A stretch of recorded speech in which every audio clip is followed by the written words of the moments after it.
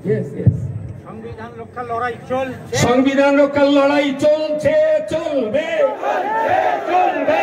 একটু হাতটা মুঠো করে হিজড়ের মতো না মদ্দালকের মতো টানুন।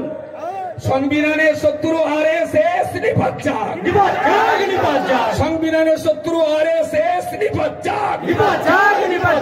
সংবিধানের অবমাননা মানছি না, মানব না, আরএসএস এর বিরুদ্ধে হিন্দু মুসলিম জৈন খ্রিস্টান এক হও, আরএসএস এর বিরুদ্ধে হিন্দু মুসলিম জৈন খ্রিস্টান এক হও, সংবিধান বাঁচাতে দেশের মানুষ এক হও, দেশদ্রোহী আতঙ্কবাদী সন্ত্রাসবাদী আরএসএস নিপাত যাক, দেশদ্রোহী সন্ত্রাসবাদী আরএসএস নিপাত যাক, আরএসএস এর গুন্ডাগর্দি মানছি না, মানব না, আরএসএস এর গুন্ডাগিরি মানছি না, মানব না। এই ওয়াকফ আইন এনেছে কেন? উনি তার জবাবে বলছেন মুসলমানদের উপকার করার জন্য। গরুর শোকে শগুনির কান্না। গরু অসুস্থ, শগুন খুব কান্নাকাটি করছে। তা অন্য কুকুর জিজ্ঞেস করছে তুই কাঁদছিস কেন? গরু শরীর খারাপ, মরলি তো তোরও খাওয়া হবে, আমার হবে। শগুন বলছে আসলে ব্যাপারটা তাই না, আমি কাঁদছি এই জন্য, ও হারামি মরতে দেরি হচ্ছে কেন? কিন্তু আমরা এইটা বুঝতে পারছি যে আরএসএস বিজেপি নাকি মুসলমানদের কল্যাণ করবে। আচ্ছা, যে কল্যাণ করার ইচ্ছা যদি তোর হয় ভাই করতে পারিস, কিন্তু আমি এইটা বুঝি না। আমি একটা গরিব মানুষের 10টা টাকা দান করব, সে বলছে আমার দরকার নেই, আমি তোমার দান নেব না। এখন আমি কি সুরেন্দ্রনগর থানার ওসির কাছে আপনার বিরুদ্ধে এফআইআর করতে পারি যে অমুক লোকের 10 টাকা দান করছে, সে নিচ্ছে না, তার বিরুদ্ধে এফআইআর? কোন আইনি ব্যবস্থা নেওয়া যায় কি? আচ্ছা, এর ভেতরে যারা আছেন আপনারা কি, ওরা বলছে উন্নয়ন ঘটাবো, আপনারা যারা হিন্দু মুসলমান এখানে আছেন, অমিত শাহ নরেন্দ্র মোদীদের উন্নয়ন আর উন্নতি আপনারা নিতে রাজি আছেন কি? একটু হাত তোলেন দিন, কারা কারা রাজি নেই? হাত তুলে রাখেন, হাত নামান। আচ্ছা, এত হাজার হাজার মানুষ, এরা কেউ তাদের উন্নতি চায় না, কেউ উন্নতি চায় না। আচ্ছা, ওদের এত কি বাবা খেলে দায় পড়েছে যে জাতি উন্নতি চাচ্ছে না তবুও জোর করে উন্নতি ঘটাতে হবে? তার মানে আসলেই মাথায় চুল যে কটা আছে তো আছে, ওদের হাতের বেলের দেখে কোন ছেলে পিলে ওই নাপ্তির কাছে চুল কাটতে চায় না। কারণ ওরা জানে আরএসএস বিজেপি ন্যাড়া করা ছাড়া অন্য কোন ডিজাইন এদের হাতে জানা নেই। এরা একটাই ডিজাইন ভালো বোঝে, পুরো মাথাটা ন্যাড়া করে দেওয়া। এরা বিমান ন্যাড়া করেছে, রেল ন্যাড়া করেছে, ব্যাংক সিস্টেম ন্যাড়া করেছে, দলিত আদিবাসীদের জমি জায়গা অনেক এরা ন্যাড়া করেছে। এরা এবারে মুসলমানদের ওয়াকফ সম্পত্তিটা ন্যাড়া করার কাজে লেগেছে। আর ওদের ওই কথায় নাকি আমাদের মেনে নিতে হবে, তাইলে আমরা সুবোধ বালক, আর ওদের কথা মানতে না পারলে আমরা জঙ্গি, আমরা সাম্প্রদায়িক, আমরা সন্ত্রাসবাদী, বিভিন্ন রকমের ব্যাখ্যা তারা আমাদেরকে দেবেন। তো ছোটন দাদু বলেই দিয়েছেন, ধর্ম, আদর্শ, দেশপ্রেম, প্যান্ট পরা যদি শিখতে হয়, যে প্যান্ট পরে আছে তার কাছে শিখতে রাজি আছি। যারা একেবারেই উলঙ্গ তার কাছে আমি এক্সারসাইজ গেঞ্জি পরা শিখতে কখনো রাজি নই। আরএসএস বিজেপি দেশপ্রেমিকের তালিকায় এরা উলঙ্গ, হিন্দু ধর্ম পালন করার তালিকায় এরা উলঙ্গ, মানুষের মনুষ্যত্ব বাঁচিয়ে রাখার তালিকায় এরা উলঙ্গ। তো উলঙ্গদের কাছে কেউ কখনো পোশাক পরার তালিম নিতে পারে না। আপনি আপনার পকেটের যে কোনো একটা টাকা বার করুন, আমি নেব না, টাকাটা বার করুন। প্রত্যেকটা টাকার এক পিঠে দেখুন গান্ধীজির ছবি আছে। আপনাদের টাকায় নেই? সবার টাকায় গান্ধীজির ছবি আছে। আচ্ছা, ভারতবর্ষের ক্রান্তিতে এই মানুষটার ছবি আছে মানেই খালি দেশের জনগণ নিশ্চয়ই এই মানুষটাকে ভালোবাসে।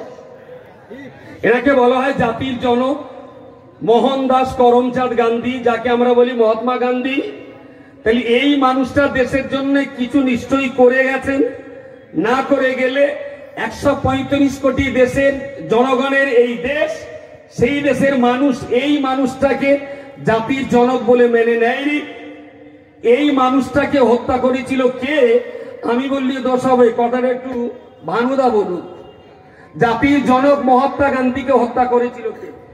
আরএসএস এর সন্ত্রাসবাদী নাথুরাম গডসে আর নারায়ণ আপ্তে। এরা কোন মসজিদের ইমাম? এরা কোন মাদ্রাসার টিচার?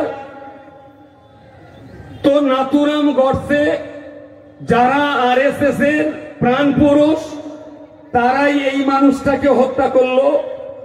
আমি হিন্দু ভাইদেরকে বুঝতে অনুরোধ করছি, আপনি কাদেরকে আপন ভাবছেন? দেশের জাতির জনককে যারা হত্যা করতে পারে, তারা তো দেশের নিরীহ জনগণকে পাইপই ভাবে হত্যা করতে পারে।